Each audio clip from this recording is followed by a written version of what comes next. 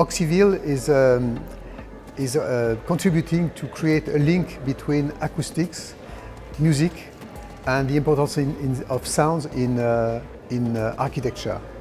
Architecture have a lot in common with music, both depending on space and time. They are both also linked with immersion.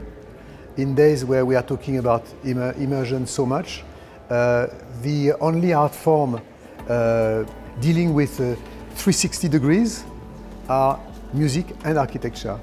The visual field is 140 degrees, but the music is 360, or the sound is 360 degrees, and like the architecture.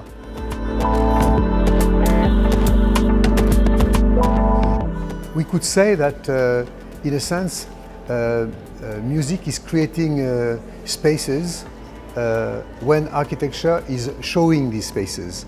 And the originality of Oxyville is actually to consider sounds and audio and sounds as objects and textures to create an imaginary space for the audience.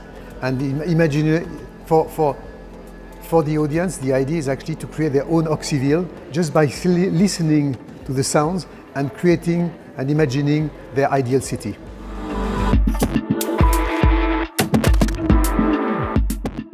It's very interesting to consider that music has different layers of emotions, and creating different layers of emotions like architecture.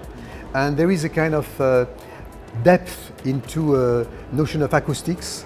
Historically, when you think about Pompeii, for instance, the brilliant revolutionary architects of that era were working with acousticians to create actually this link between the acoustic and the sound experience with stones, with the architecture.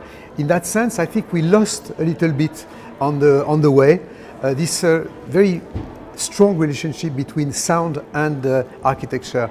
And Oxyville, and I'm really happy with that Carlo Ratti had decided to ask me to join forces to actually put a little more the notion of acoustic and audio in the context of architecture, mainly also because of the theme of the 2025 Biennale, the fact that intelligence and collective. When you talk about intelligence, you are talking about gens, you are talking about people, and collective also, teamwork. And I think that both music and architecture are answering to intelligence and collective approach. My idea behind Oxyville was to actually